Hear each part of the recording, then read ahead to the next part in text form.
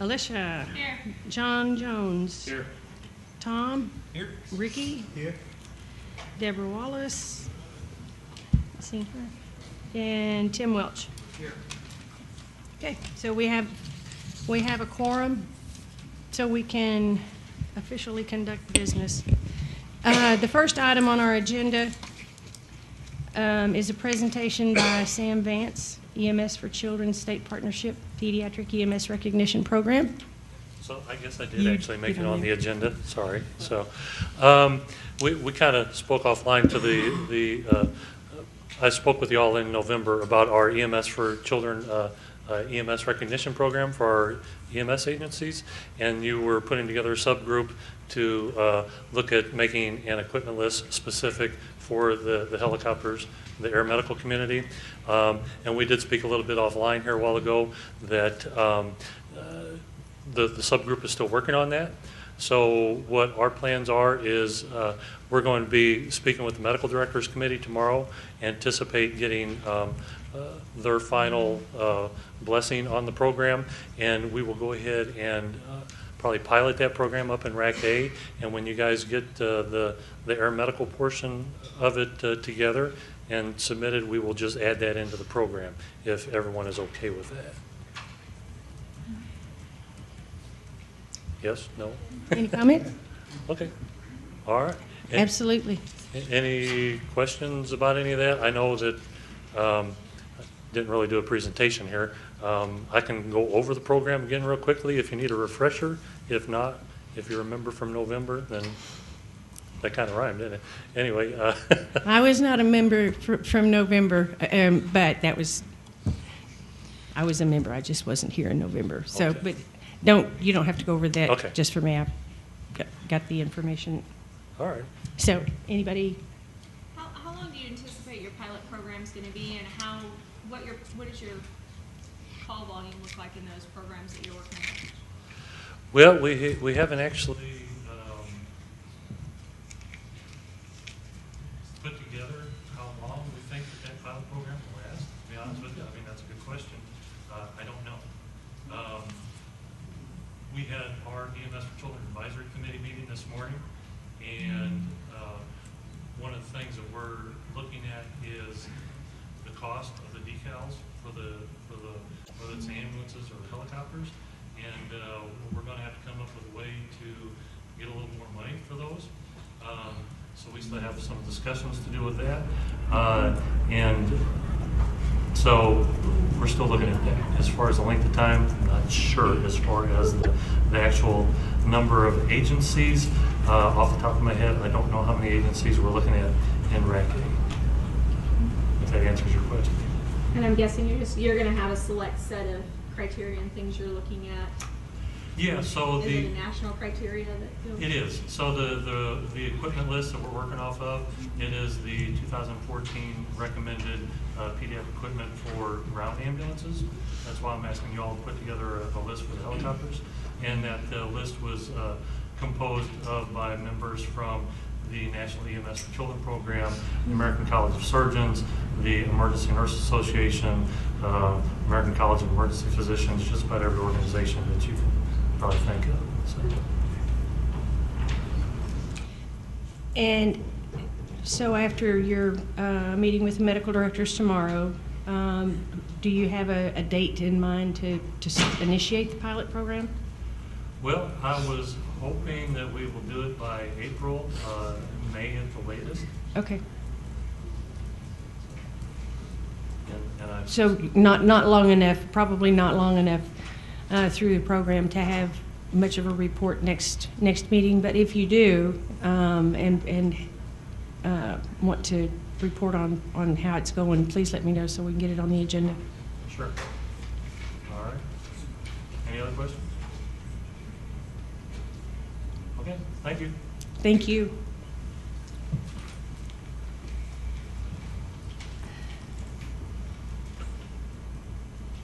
Item number 2, excuse me, is review of the draft fixed wing disaster response, the MOA with the reimbursement rates for fixed wing aircraft. We still don't have those rates. We did talk about that in the Thames meeting. Had some discussion on maybe some solutions so that we could go ahead and work through that. But as of right now, we don't have the rates, so we'll continue on with that. And number 3 goes along with that, review the work group progress for EMTF participation.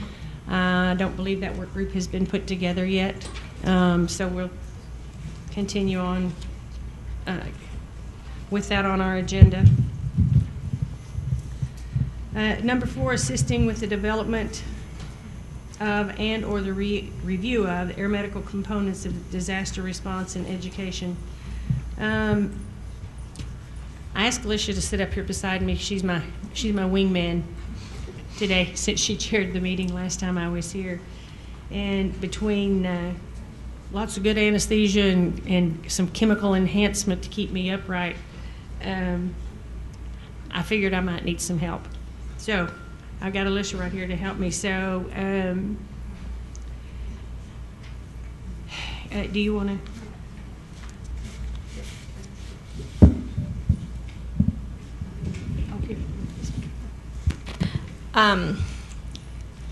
My memory serves me right. There was some discussion regarding requesting providers to designate people within their companies who can start to go to the education that's already out there, that's already being offered, several of which have air medical components. And, sorry, pulling up my notes. There was some discussion on the need to develop some. The MIST, is that what Yeah, we were discussing MIST and having those deployable assets that are air medical based that are trained. So I guess my question, is, are we looking to gather up information that's already there to put together for air medical, or to develop some disaster? This is my notes say to develop disaster-related training courses for the air medical side.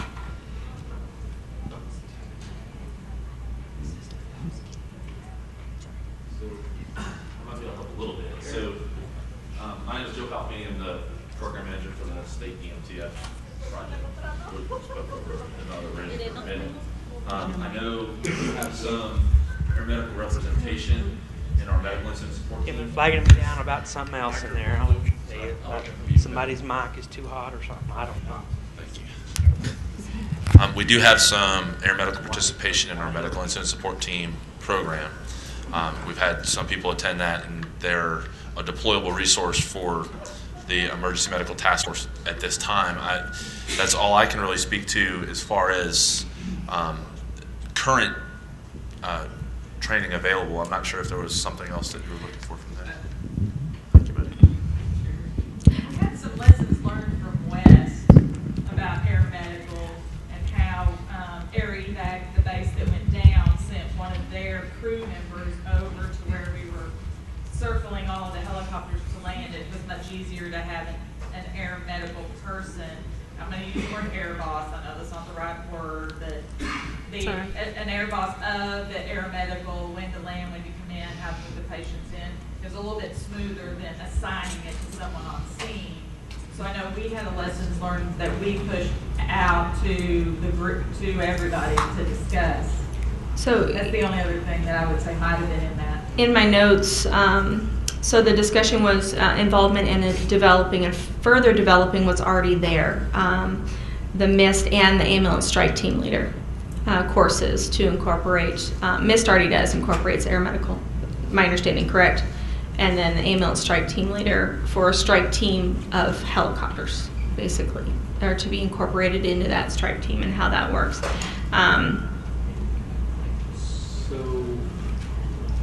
But there was no motion regarding that. So the ambulance strike team leader class is done by TEAS.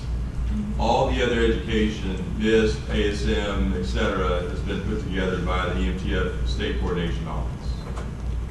Because TEACS sells that class, the ambulance strike team, their class all over the country.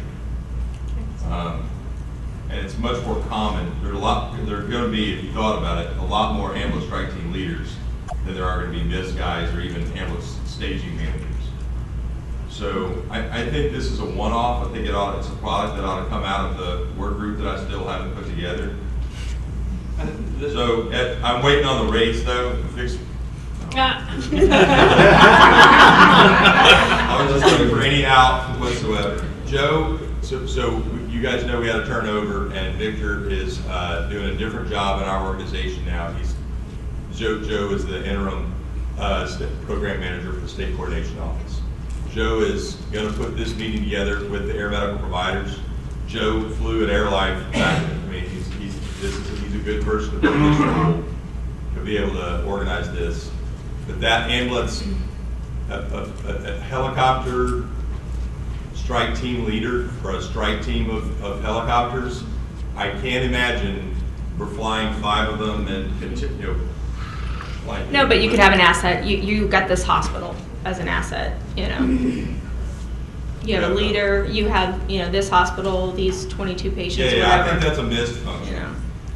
The education, all that, we were looking at that as a component of the air medical part of EMTF, which hasn't been formed yet. Right. So I think Correct. that needs to be held off until everything else is put in place. Yeah, I think there's several roles you guys need to have in that working group. The operational roles that will come out of that working group are things like an air ambulance staging manager who's at a forward base, right? So he's at Houston Exec, and he's got 15 aircraft we just sent him from, the rear echelon, and he's got to manage where he's getting these missions from different EOCs and different stuff. He's got to figure all that out, and there's 3 people who want to go eat at Whataburger, and the gas guy left, and there's that kind of stuff forward, and it is. And it's going to be 10 or 15 aircraft at one time, and they're all leaving and coming back, and that kind of stuff. Then we have the problem of at a hospital, you're trying to evacuate. Well, that's not the same role. That's a little bit different role. You probably could even teach that to, your average well-intentioned flight paramedic, flight nurse, that you can stop an aircraft, like 3 of them, and leave that 3rd one there, and have them organize that, right? Those are the kinds of things we ought to be working on in that working group if we would ever put it together. What do you need from, That. Eric, what do you need from the air medical guys to make that happen? For you, for the group? Besides the rates. Besides the rates. Yeah, if we just had those rates, we could get started. Time. Frankly, this is a problem of the legislative session and all the other competing interests. And I'm not going to be able, we'll get it done. We need you to answer your email, pick, for the people on the LOA, we're going to send, for the MOA, we're going to send that person. There's a bunch of bosses that sign that, right? Right. And the bosses need to pick their operational, squared away person who's going to be able to sit in the room and say, yep, we would commit to that. We think we need this role and this person, these skill sets, and how we're going to put it together. And then they're going to have a few meetings and work in between those meetings. And when that work product comes out, I mean, it's a very small group of people. It's not going to be hard to organize, I think, if we'll just get it started. But we just haven't done it. Nothing yet. Something will come out from the SCO before. Well, he's right there. Yell at him. I mean, I've been yelled at a bunch.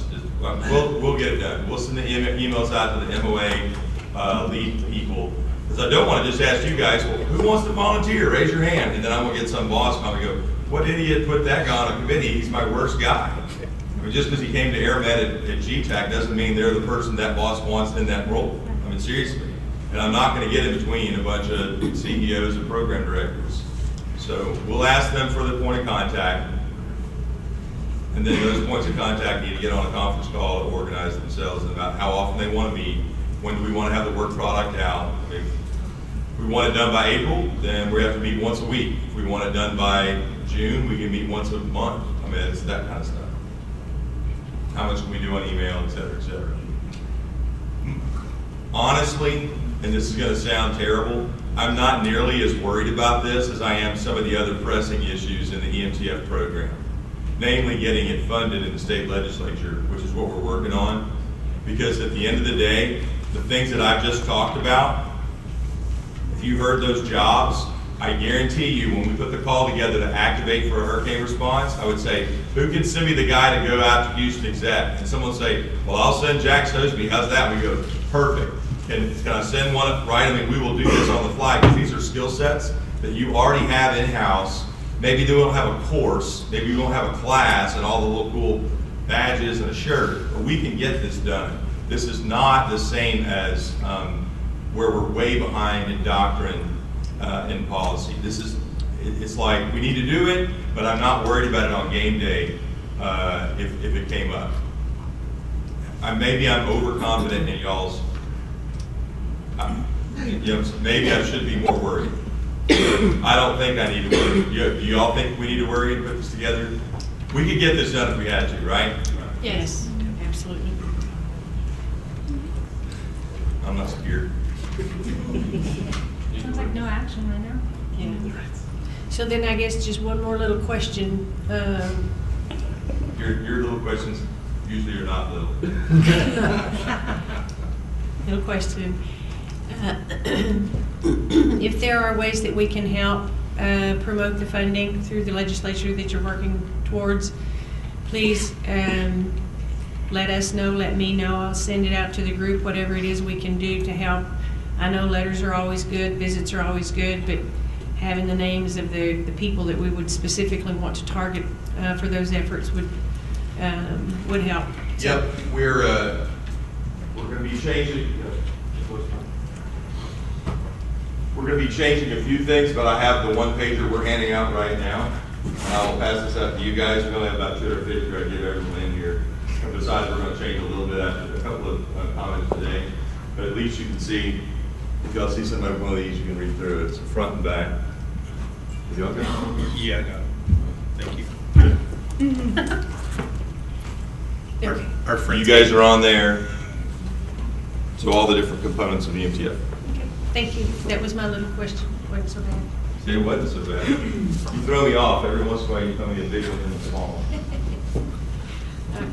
Thanks, Eric. Our next item is the update on the EMS interstate compact agreements. Hi, Shirley. Hi, Joe. So, there's this national interstate EMS compact. It's called Replica. That's floating around the nation. And it's like the nurses compact, and but it's geared toward EMS. It's designed to move personnel pre-disaster, so those day-to-day operations, those kind of things. So I know that there's some work going on in Texas. There's no bill been introduced yet, but it will take legislation to put this in place. We meet all the requirements of the model legislation in Texas, and there's a real incentive for us to try to get this through if it gets introduced, because the first 10 states that sign off on this become the board that directs the future development of this program. So you get a dedicated seat there. So there's a real incentive. So that's moving. Hopefully we'll have something more to report at the next meeting in May. Very good. I think just the little conversation that we had, that sounds very exciting, and life would be so much simpler, I think, for all of us if we can get this through. And once again, if there's some names that we can write letters to, go visit, whatever it is, if it gets introduced, Sure. Please let us know, and we'll certainly do I know that what we can to help. the medical committee is going to talk about it tomorrow. I believe the EMS committee is going to be talking about it also. So there's a lot of conversation going on. Good. I like that. All right. Thank you so much. Tracy, report on the progress of the Trauma Systems Committee Registry Work Group. So the registry work group met earlier today, and we got an update. It was actually a fairly short meeting. I do want to give kudos to the state. It's super nice. We've been on this work group for a little over a year now, and it's really nice to see a consistent team and a consistent set of faces, and more than just one or two faces. I mean, the state has a whole team dedicated to this, and they really are making some progress finally on trauma registry. So we're glad to see that. And I'm still not really well versed on this, but what I can tell you, my understanding is that the state can now accept XML format data from the hospitals, and so that's really good. And they're working on their NMSIS certification. They anticipate having that around-ish, it's the beginning of April, and so that'll be really helpful as far as EMS submitting their data and having the data points and whatnot on that. They are getting, they feel like they're having much improved communications. It sounds like the staff at the state, when users call in with concerns, whether it's just a locked out password or user issues that they're having, and they're calling the helpline, they're getting responses back. They're tracking that data as well, and they are getting responses, getting back to those folks within a day or so. And so it sounds like there's a much improved flow of communication back and forth. So that was nice to see as well. And that's really about it. There did come a discussion about the age-old problem of concern from the EMS side as far as when we're being asked to leave a report at the hospital. Before we leave that hospital, it hasn't been vetted through our process as far as QA, and are we leaving the exactly correct information. And it was just reiterated by them that it's the 10 data points that that we're required to submit, that we should be submitting, and they do give us up to 24 hours or 1 business day to get that to them. And so we're continuing to look at, I know in the North Texas RAC, they are still looking at that and really trying to drill down where the issues are. There's challenges on both sides of that coin, and so we're continuing to look at that. But there does sound like there's been quite a bit of movement toward narrowing that down and figuring out where the issues are. So overall, it was a good meeting.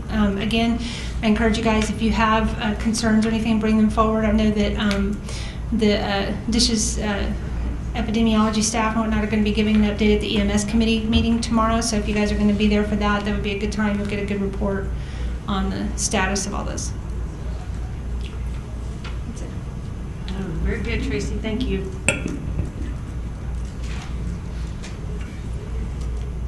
I know the trauma registry has been a long painful process, and it's nice to hear that things are coming together, and we're finally making some progress, and maybe we'll be able to get some good things happening out of there.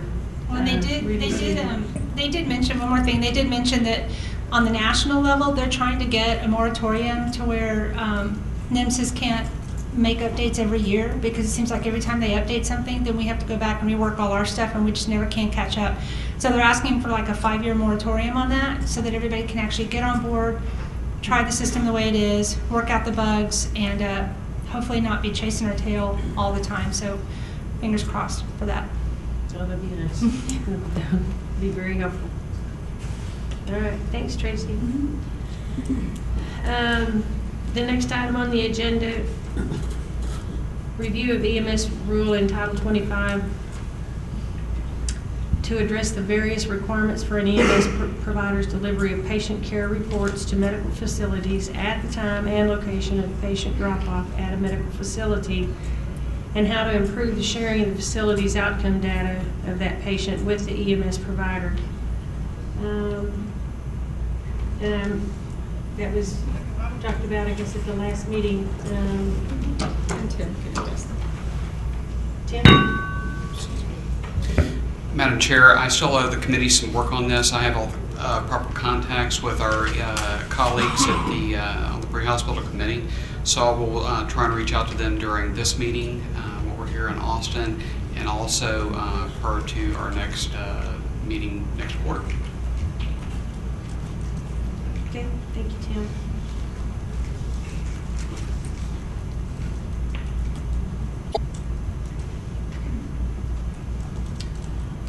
The review and update of the strategic plan, I think that was taken care of the last meeting. Number 9 on the agenda is identify and list the accomplishments of the committee since its inception, and that was taken care of the last meeting. So we're down to general public comment.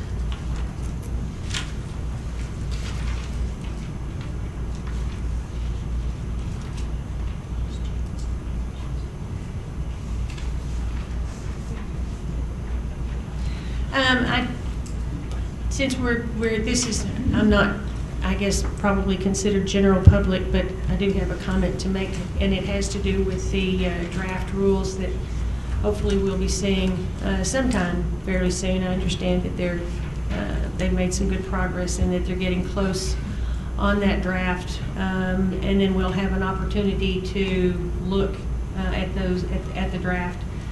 And one of the things that I would certainly like for us to be able to do when we do look at the draft and consider them is to make sure that there are ways in those draft rules that we make sure that we're taking good care of our patients, not just stocking our aircraft and making sure that we've got the right number of 4x4s and the right number of syringes. I know we all have protocols and we have medical directors and we all have our policies and our rules, but there's absolutely no way that that's monitored on a basis that really makes anybody do anything the right way. So to add maybe some language in there when we have the draft, we're looking at QI process. We're looking at survey processes when the state surveyors come out to look at your program for your licensure. Are they looking at the right things? Are they just counting, the little pieces and parts that's in your aircraft, and you show them your monitor and your blood pressure cuff and this and that.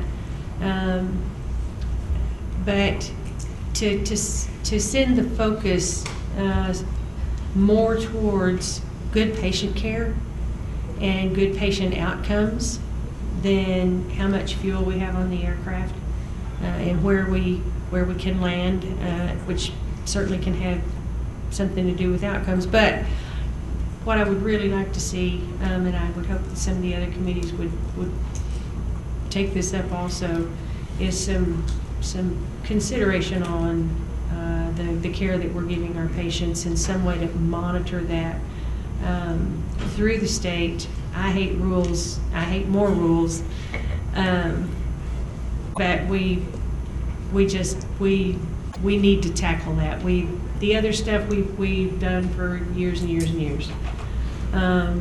But the ensuring that we are taking good care of our citizens, our patients, just really isn't in the rules, and it's not monitored very well. It's just not being done very well. So there's my little soapbox for today. Anybody have anything else?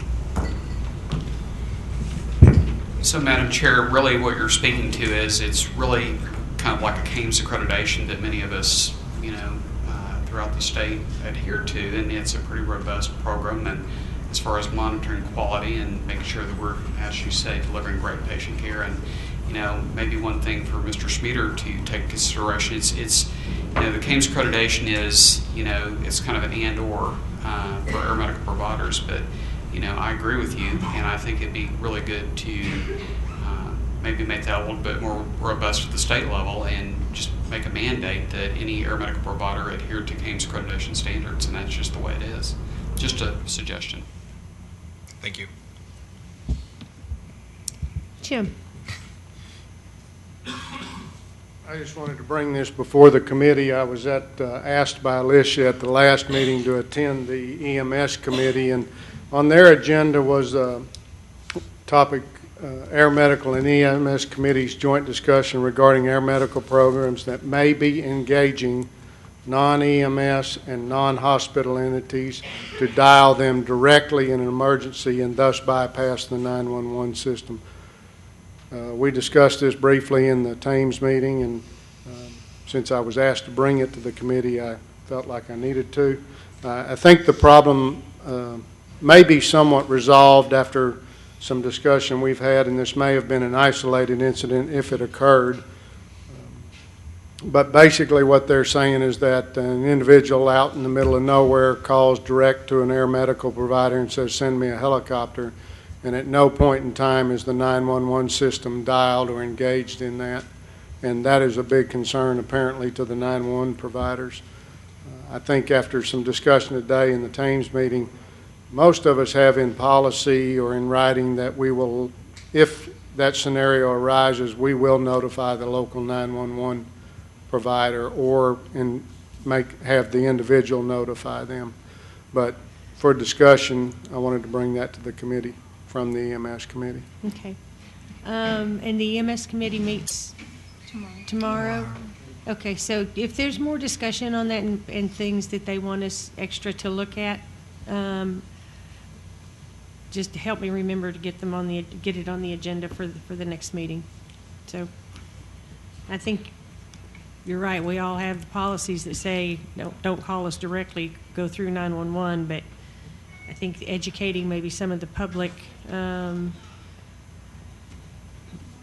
will have to be part of that solution. Anybody else?